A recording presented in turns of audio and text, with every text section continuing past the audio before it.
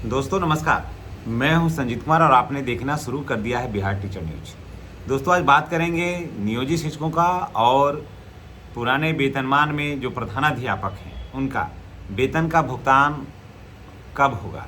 मार्च कहीं कि बहुत सारे ऐसे ज़िले हैं जहां मार्च, अप्रैल और मई 3 महीने का भुगतान बाकी है, कहीं कहीं अप्रैल और मई का भुगतान बाकी है। आखिर क्यों? आखिर जो 6 जून को होना था वेतन का भुगतान अभी तक क्यों नहीं हुआ? 6 जून को वेतन का भुगतान नहीं हुआ, जबकि 90% संभावना था होने का।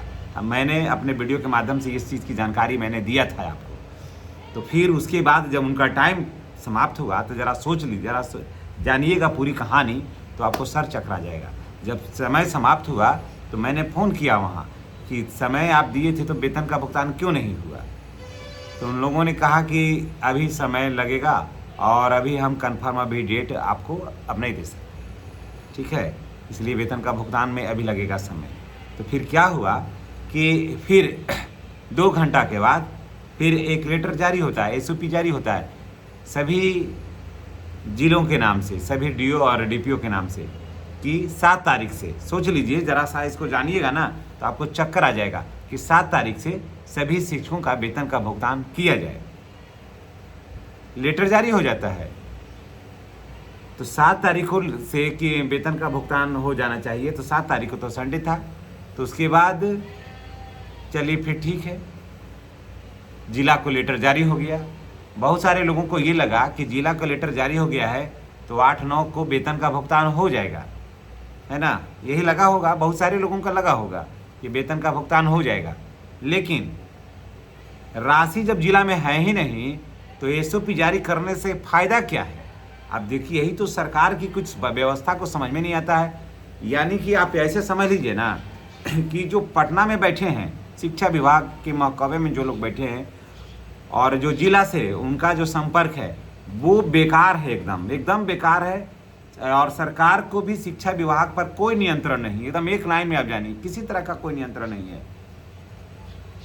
अब आप सोचिएगा कि मैं ऐसा क्यों कह रहा हूँ, जबकि हम इसलिए मैं कह रहा हूँ कि जबकि उन लोगों को पता है, जो एसओपी जारी कर रहे हैं उनको पता है कि जिला में राशि नहीं है, या फिर नहीं पता है, या फिर ठगने के लिए किए हैं। अगर उनको नहीं पता है तो उनको पहले पता कर लेना चाहिए था कि एसओपी जारी कर रहे हैं तो जिला में आवंटन है या नहीं। एक चीज़ मैं आपको दे रहा हूँ कि वो लोग चाहे तो अव्वल दर्जे के बेवकूफ़ हैं या फिर हम सभी को अव्वल दर्जे का बेवकूफ़ समझते हैं। दोस्तों, जब जिला में राशि है ही नहीं तो भुगतान होगा कहाँ से? अब ज़रा सोचिए, कहाँ से भुगतान होगा? भुगतान होने का कोई सवाल है? और जो पीएफएमएस की जो समस्या था वो तो वहाँ से दूर किए नहीं।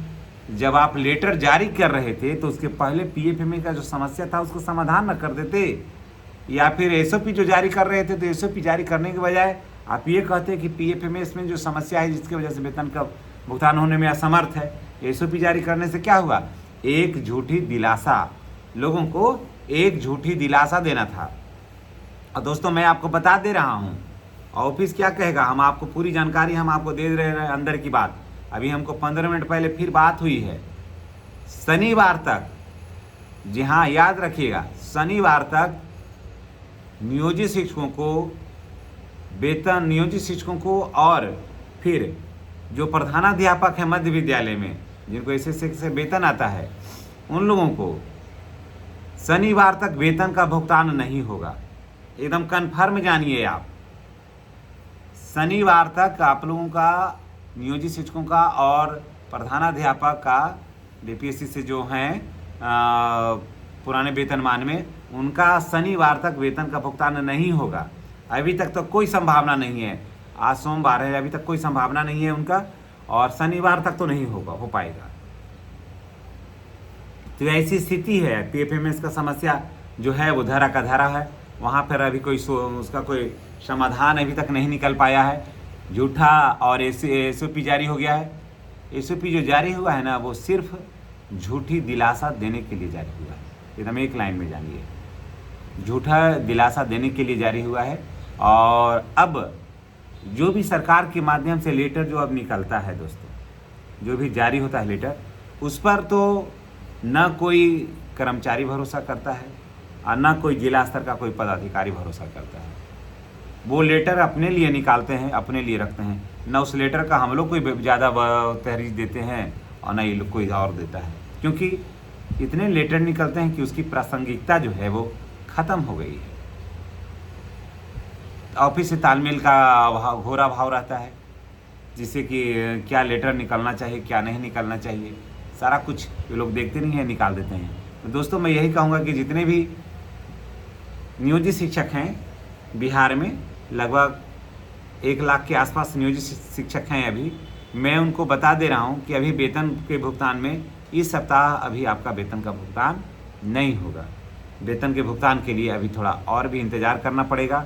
हालांकि देखिए एक चीज़ और मैं बता दे रहा हूँ कि अभी वेतन को भुगतान के लेकर के यानी समस्याओं को लेकर के गोपालगंज वगैरह में आंदोलन हो रहा है। वहाँ भूख अनशन पर बैठे हैं लोग, भूख हड़ताल किए हुए हैं। वहाँ सत्येंद्र सर के नेतृत्व में कि नियोजित शिक्षकों की जो समस्याएं हैं, जैसे समय से वेतन का भुगतान होना चाहिए, स्नातक ग्रेड में प्रोन्नति होना चाहिए, कालवद प्रोन्नति होना चाहिए, इन सारे मुद्दों को लेकर के वहाँ पर अभी धरना प्रदर्शन चल रहा है। आज ही से संभवतः उसकी शुरुआत हुई है। और बात भी सही है कि जैसे अब 4-4 महीना से मार्च, अप्रैल, मई, जून चल रहा है, 3-4 महीना से आप वेतन नहीं दीजिएगा, जो वेतनभोगी कर्मचारी है तो उसका क्या होगा। बैंक से लोन लिया हुआ है, क्रेडिट खराब हो रहा है, बैंक में पैसा फिर और मुश्किल हो जाएगा।